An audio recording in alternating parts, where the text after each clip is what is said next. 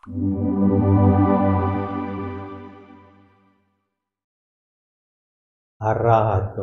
Sama Sambuddhassa. Namo tassa bhagavato arahato sama sambuddhassa. Namo tassa bhagavato arahato sama sambuddhassa. Segala sesuatu yang muncul di dunia ini itu berupa bentukan, baik perasaan, persepsi, bentuk-bentuk mental dan kesadaran yang berasal dari nafsu keinginan. Ketika seseorang tidak terikat kepada keinginan-keinginan itu, maka mereka mencapai kebebasan sejati. Selamat pagi, terima salam dalam Dhamma, Sodyotu Namo Buddhaya. Anumodana kepada pengurus Wihara Eka Dhamma Loka atas undangan yang disampaikan kepada saya. Cukup lama saya tidak tampil di sini. Yang belum kenal saya boleh angkat tangan. Oke, 20-30% ya. Jadi yang lainnya sudah tahu saya ya. Ya. Oke, seperti yang tadi disampaikan, nama saya Irwan Susanto. Saya menjadi pandita muda kalau tidak salah tahun 2003. Sekarang 2025 ya. Berarti sudah berapa? 22 tahun ya. Cepet ya. Waktu itu kalau dijalani cepet ya. Ya. Kalau ditunggu lama ya. Kalau misalnya kita mungkin masih usia usia sekolah itu ya, kuliah, rasanya waktu itu lama. Tapi begitu sudah usia di atas 40 tahun lah biasanya, itu waktu itu kayaknya kok cepat sekali ya. Sekarang saya usia 57 tahun. Ya kalau orang bilang itu mungkin sudah separuhnya itu nginjek alam lain gitu ya. Sang Buddha sendiri usianya 80 tahun ya. 80 tahun ya, kalau tengah-tengahnya itu 40 ini. Kalau 57 ya sudah miring-miring ke sana lah. Oke. Ya itu sedikit pembukaan dari saya. Beberapa waktu lalu saya diminta oleh pengurus untuk membawakan topik apa kira-kira yang bisa disampaikan Romo. Saya dimintanya waktunya itu kurang lebih sekitar 1 bulan yang lalu. Saya pikir topik apa ya, istilahnya kalau di Buddhis itu kan materinya itu ya itu aja, betul ya, materinya itu aja, seputarnya itu aja. Ya memang Bapak Ibu perlu ketahui, yang diajarkan oleh Guru Agung kita selama 45 tahun itu ya itu aja. 45 tahun beliau mengajar, itu yang diajarkan itu aja. Tapi itu aja kalau dikumpulkan jadi berapa? 84.000 kelompok Dhamma. Bapak Ibu pernah tahu nggak 84.000 itu dari mana angkanya? Ada yang tahu? Boleh bantu? Gak apa-apa, santai aja. Boleh ngomong, gak apa-apa. Nggak usah nggak tahu. Tak bantu ya. 84.000 itu kalau Bapak Ibu bagi 45 tahun, ya, itu keluar 1 hari kurang lebih 6. Jadi Guru Agung kita itu 1 hari itu ngajar itu 6 kali Bapak Ibu. Dosen mana yang ngajar 1 hari itu bisa 6 mata kuliah itu? Nggak ada. Guru-guru spiritual yang lain, ya teman kita yang populer ngajarnya cuma berapa? 3 tahun. Yang satunya lagi tidak kurang dari 15 tahun. Guru agung kita ngajar 45 tahun dan itu setiap harinya tidak kurang dari ngajar 6 kali. Bapak itu kalikan itu keluarnya itu 84.000.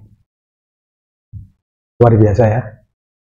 Luar biasa. Kenapa? Karena itu sebagai umat Buddha kita harus bangga. Bangga sekali. Nggak ada loh. Sampai sekarang mana? Tidak ada bandingnya tuh. Bener. Nggak ada loh. Guru yang ngajar satu hari itu sampai 6 kali.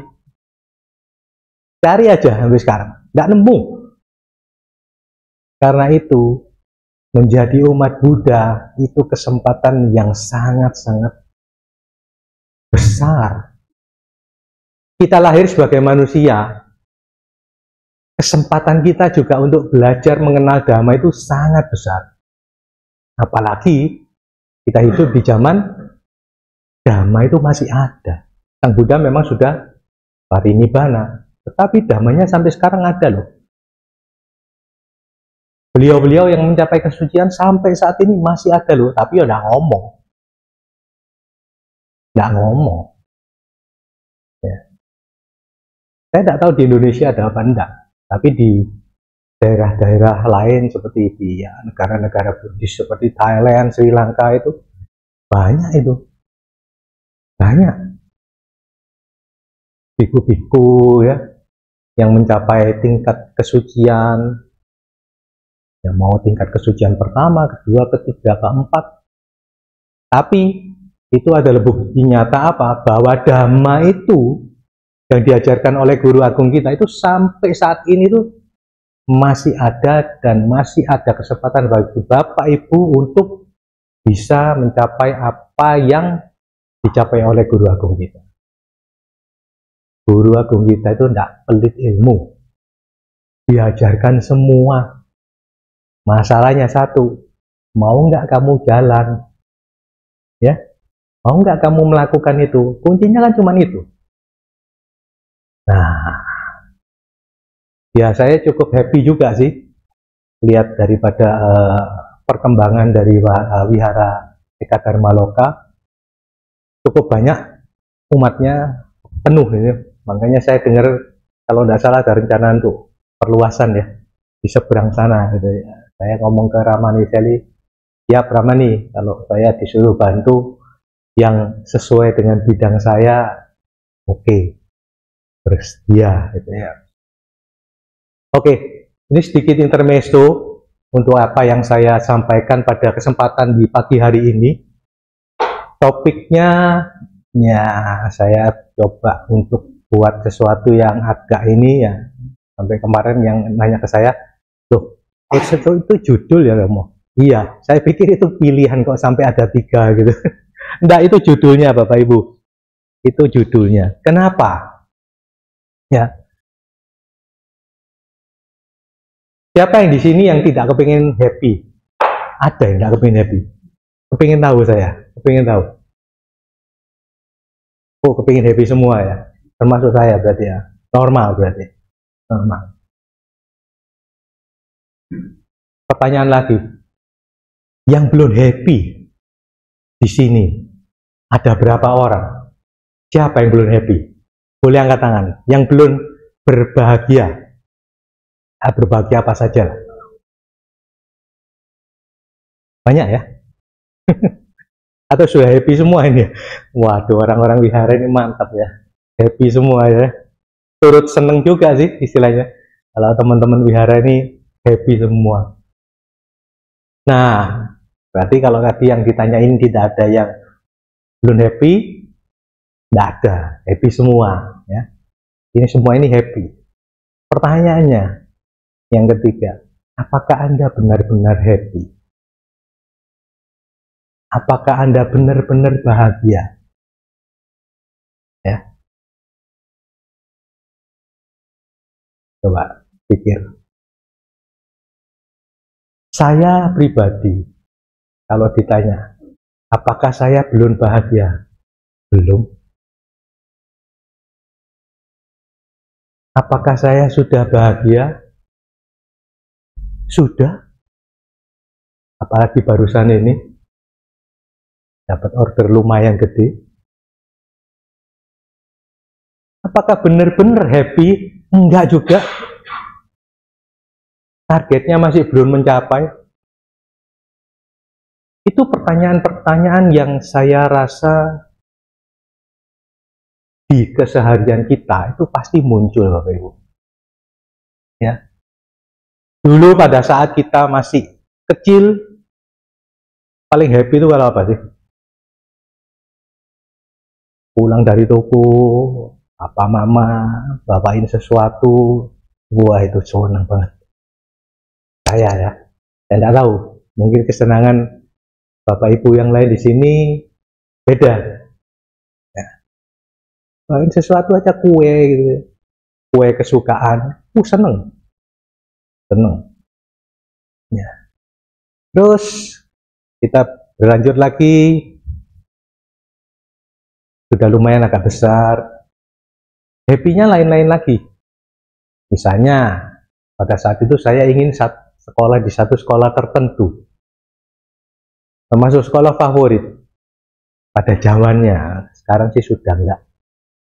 Waduh, keterima itu seneng, seneng Bapak Ibu. Tidak gampang masuk sekolah itu, ya, karena syaratnya waktu itu harus punya IQ sekian. Itu tes. Kalau IQ-nya tidak masuk itu ya nggak diterima. Gitu.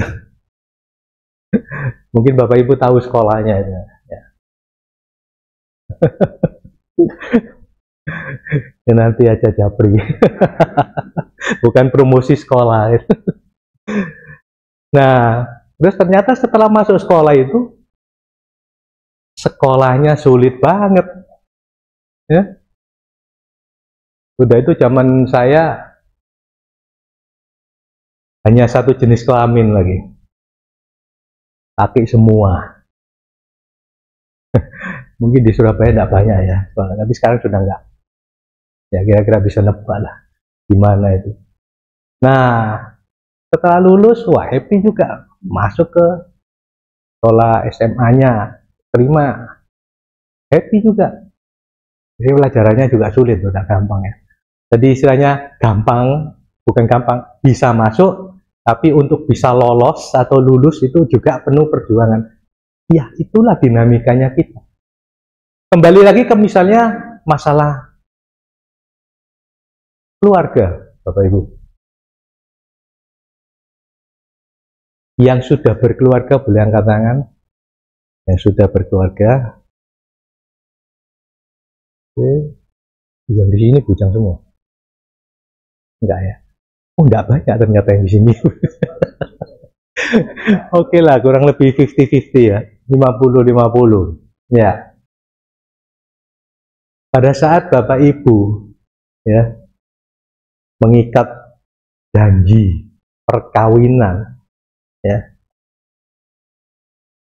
setia pada pasangan, saya akan memberikan perhiasan. Loh, itu dibaca loh itu.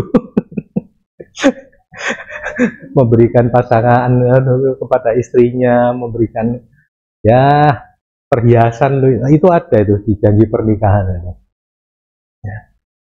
Terus kemudian setelah nikah, kepinginnya punya apa? Punya momongan ya.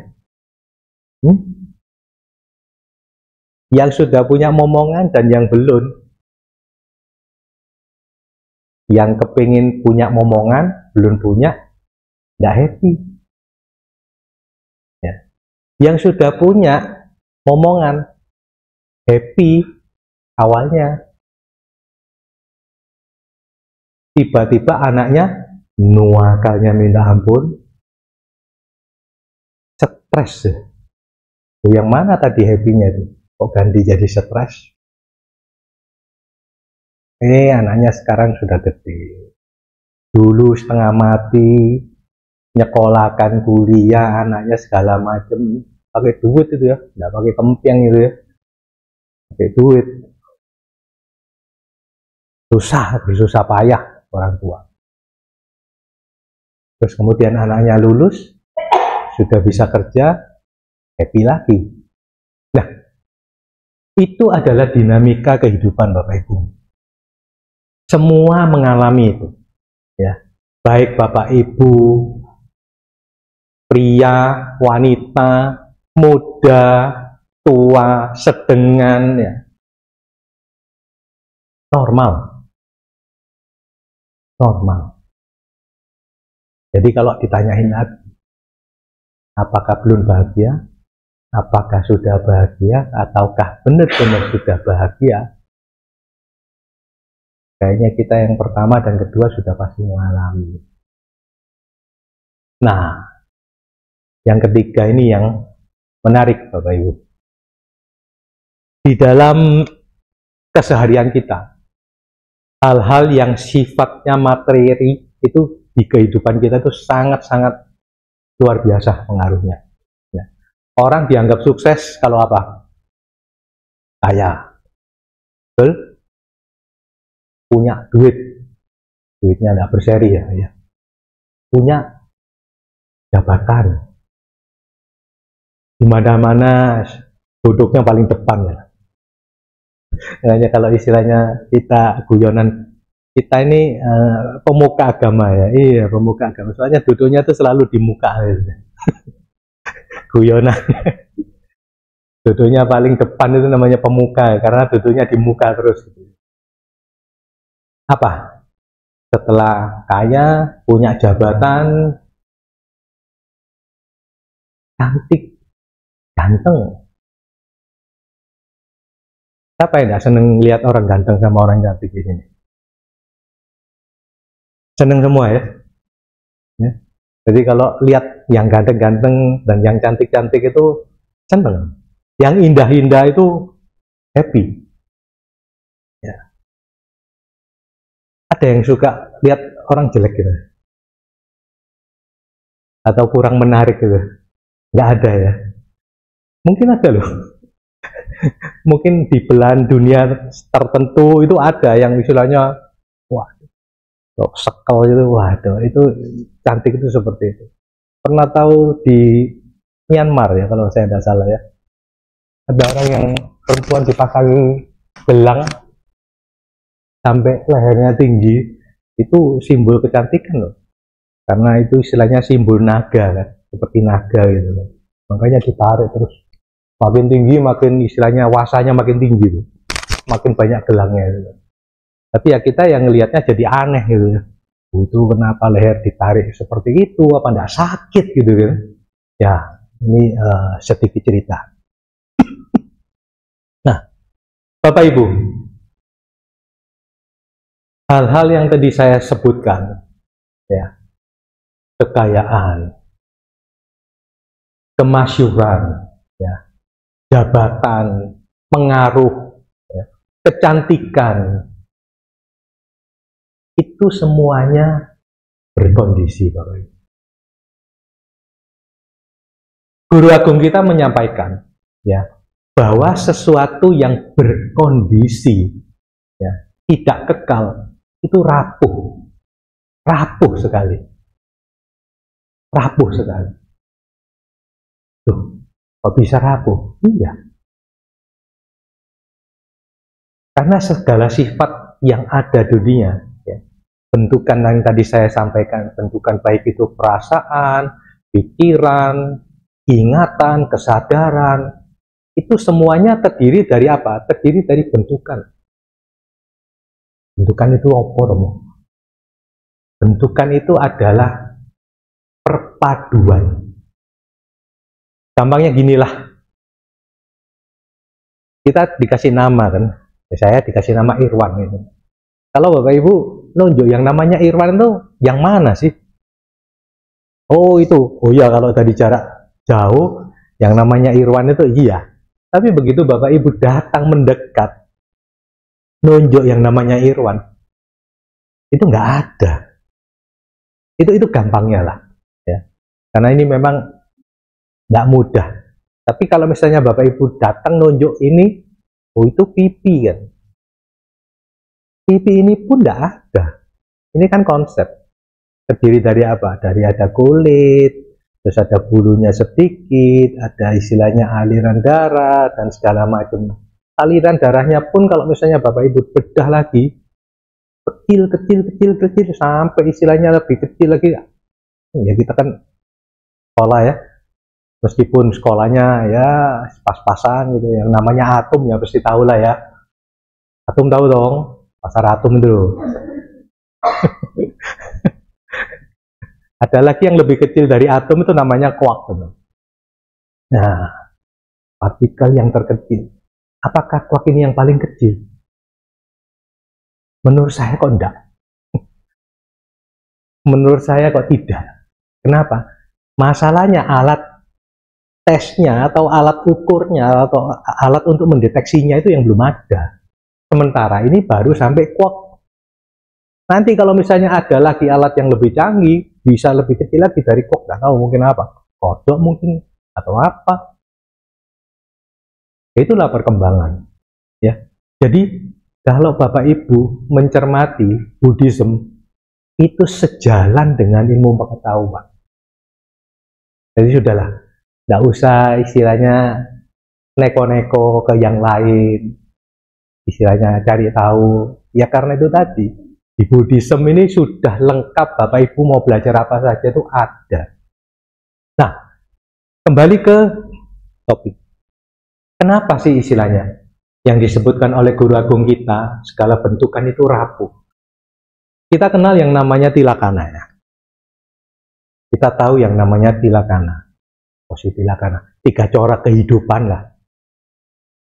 Anicca, dukkha, anatta. Ada yang belum pernah dengar istilah itu? Atau sudah dengar tapi tidak tahu? Boleh angkat tangan, kepingin tahu aja saya. Sudah tahu semua ya berarti ya, bagus. Jadi menjelaskannya tidak susah-susah gitu ya. Anicca, tidak kekal. Dulu waktu lahir, babynya seperti apa? Ceprot pertama kali keluar dari rahimnya ibu. Apakah langsung lucu? Enggak. Lepotan darah gitu, enggak lucu, enggak ada lucu-lucunya gitu loh. Malah, yang enggak suka lihat darah gitu ya. Terus setelah disusuin, dibersihkan, mulai makan, mulai gemuk-gemuk gitu. Waduh lucu. Dari lucu, tambah gede. Lucu-lucunya anak itu umur 2 tahun. Kalau yang belum punya anak itu ya, masa paling lucu-lucunya anak itu waktu umur 2 tahunan. Itu menurut pendapat saya, dan beberapa teman yang ngomong ya hampir podo lah, kurang lebih. Lucu-lucunya anak itu usia 2 tahun.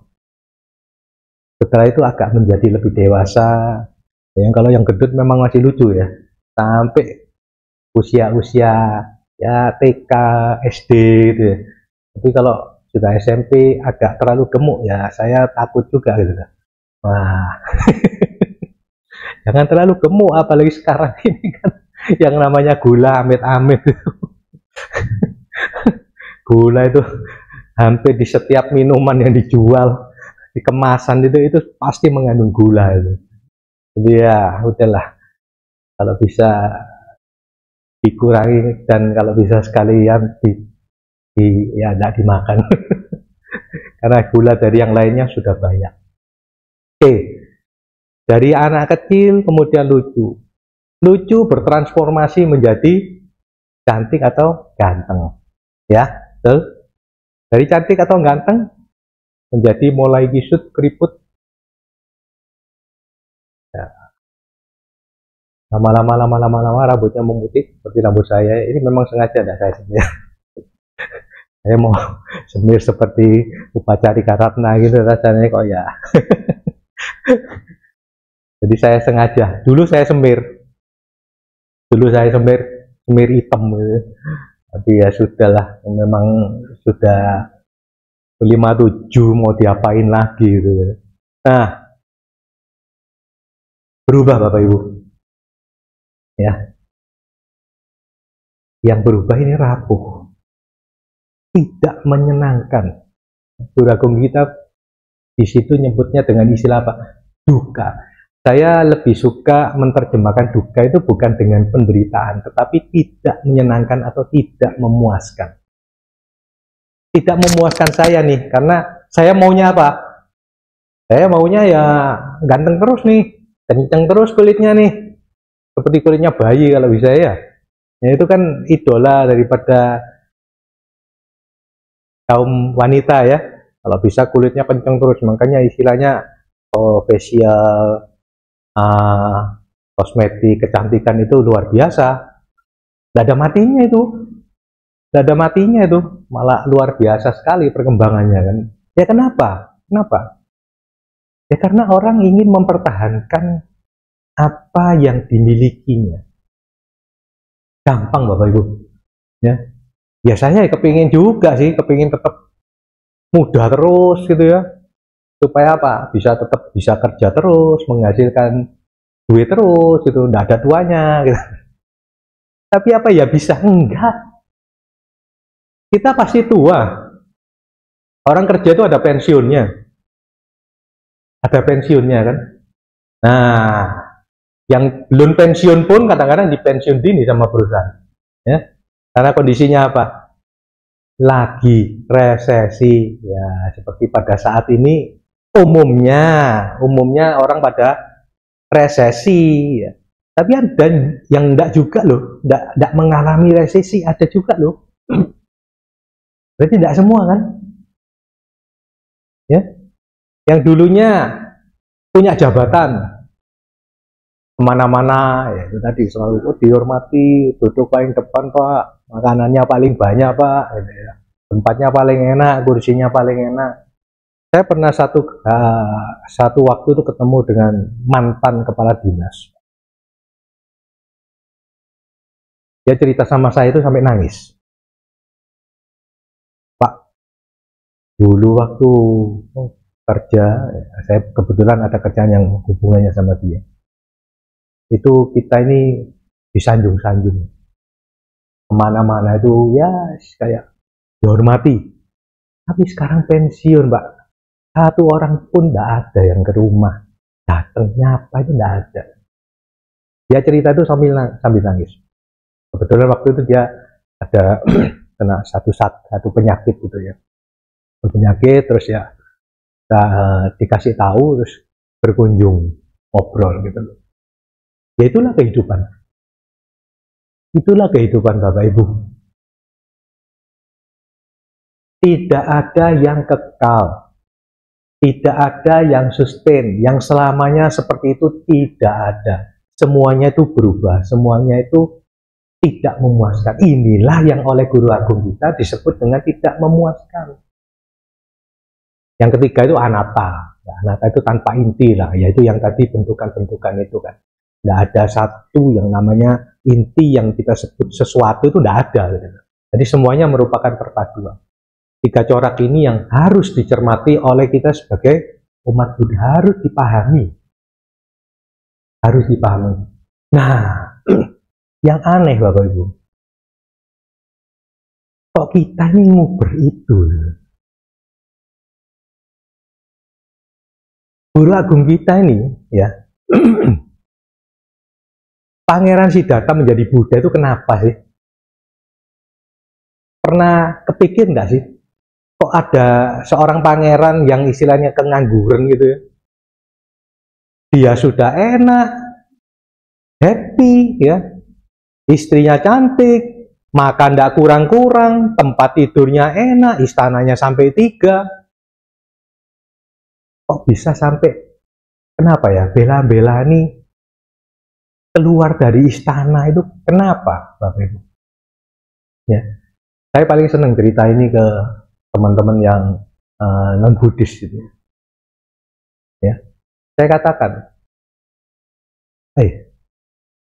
pendiri agama saya ini orang top. Ya, dibandingkan yang lain ya mohon maaf, kenyataan itu. Fakta kan yang berbicara gitu loh. Pangeran, nggak kurang-kurang, kaya, istrinya cantik.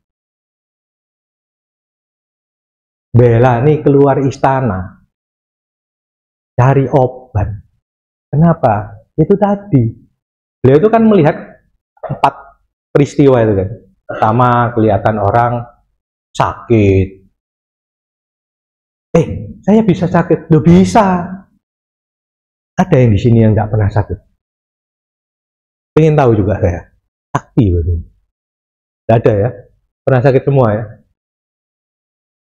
Sakit Bapak Ibu.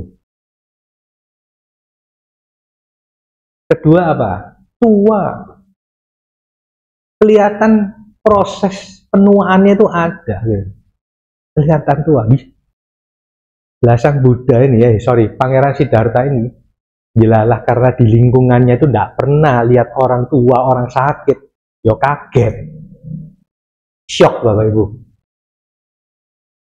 Anda bayangkan ya, tidak pernah lihat sesuatu, tiba-tiba lihat sesuatu yang tidak menyenangkan matanya kita. Terus yang ketiga, lihat orang meninggal, orang mati. Shock yang ketiga. Jadi beliau tuh lihat 3 peristiwa ini loh. Itu titik baliknya kenapa Pangeran Siddhartha kok sampai belan-belani. Ya sudah, 45 tahun tuh ya nyari obatnya buat supaya tidak sakit, tidak mati, tidak tua itu loh. Itu yang diajarkan oleh Guru Agung kita selama 45 tahun. Buka aja isinya itu tok. Hanya sub-subbabnya itu banyak. Subbabnya itu yang bermacam-macam. 84.000 itu juga sub-subbabnya itu. Oh harus gini, tidak boleh gini, latihan harus gini. Itu penjelasan rincinya gitu. Jadi karena itu adalah sesuatu yang tidak memuaskan, Guru Agung kita ini ngomong, teman-teman nih, ini menyebabkan penderitaan. Yang Bapak Ibu lihat selama ini itu ilusi Bapak Ibu. Ilusi. Kenapa? Karena kita masih matanya tertutup debu. Pernah tahu sih orang tertutup debu kayak apa? Orang kelilipan itu loh. Jadi kelihatan tiba-tiba karena ada debu ya langsung tidak kelihatan. Ya, seperti itu. Tertutup debu. Jadi matanya kita ini tertutup debu. Sehingga tidak bisa melihat dengan jelas. Sebetulnya itu apa sih? Loh, ya jelas toh. Kamu dari istilahnya dulunya tidak ada, terus kemudian punya, terus punya ini bisa hilang.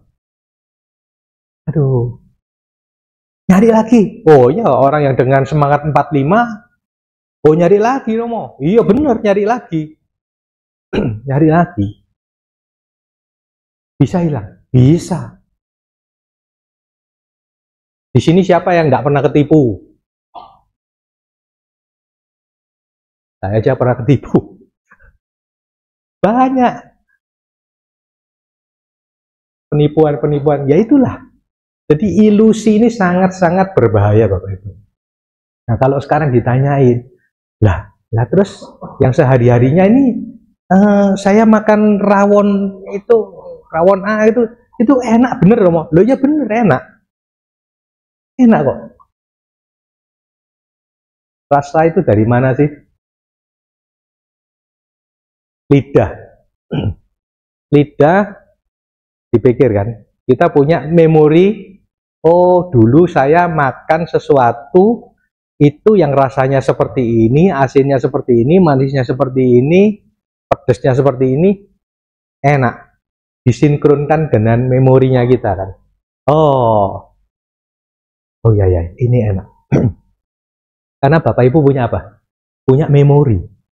Punya istilahnya jejak masa lalu yang pernah makan enak dan itu masuk di pikirannya kita, itu menjadi ingatan.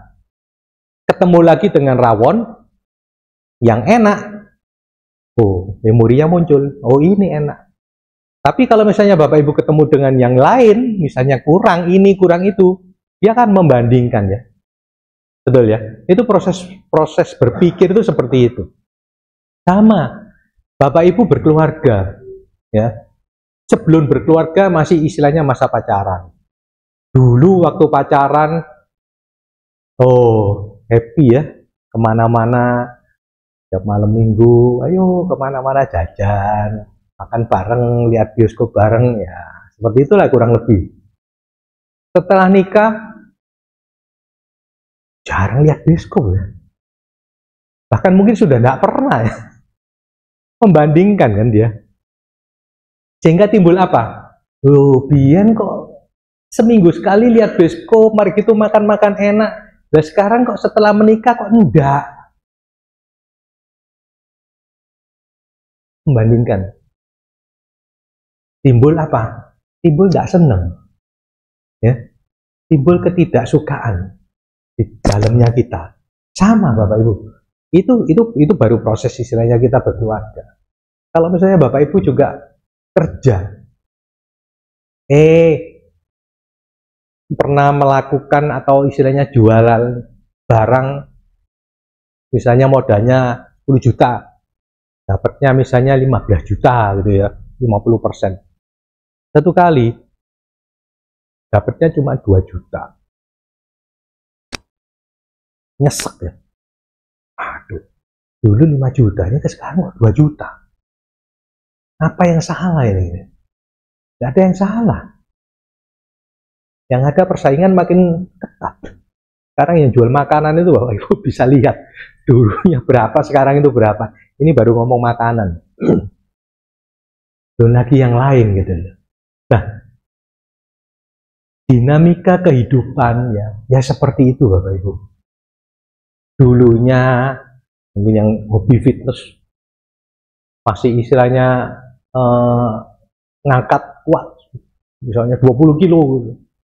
Tambah suwe jarang latihan mungkin, atau istilahnya ya karena sudah teler ototnya, lama-lama bisa cuma 10 kilo bahkan 5 kilo ya, menurun. Membandingkan, timbul apa? Ketidakpuasan, nggak happy nih. Kenapa ya dulu seperti ini, sekarang seperti itu. Nah, ini yang istilahnya disadarkan oleh guru agung kita. Kamu aware, kamu sadar, ini tidak menyenangkan loh ini. Ini yang tidak kekal ini, yang berubah ini tidak menyenangkan. Kamu kalau mendapatkan atau istilahnya ingin mendapatkan yang seperti tadi, misalnya yang 10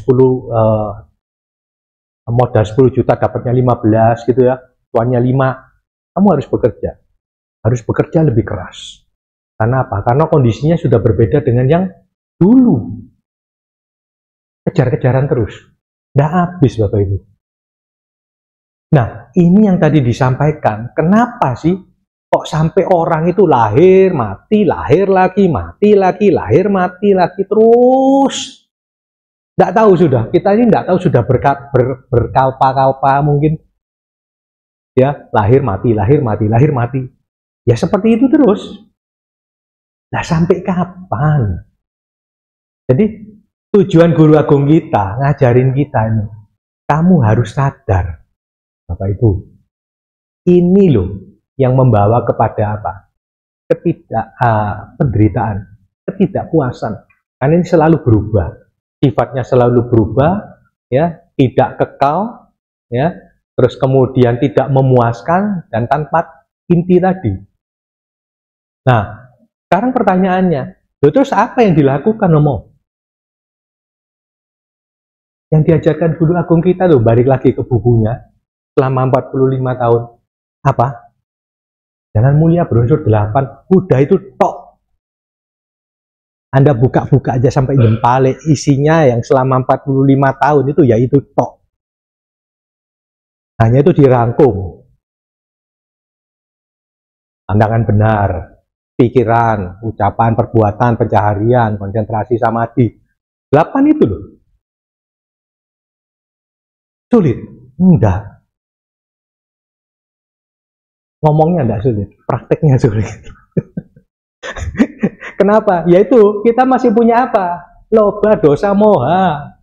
Kepingin yang apa? Yang enak-enak. Kepingin yang enak-enak, Bapak Ibu. Enggak ada yang kepingin enggak enak, itu enggak ada. Padahal enggak enak itu obat. Setuju? Yang tidak enak itu obat loh. Pahitan gitu ya. Kalau misalnya ada yang suka makan jamu, minum jamu pahitan itu kan obat yang pahit itu obat yang mujarab ya. Jadi sekarang orang kebanyakan obat dikasih gula. Tapi obatnya itu manis. Manis itu bahaya Bapak Ibu.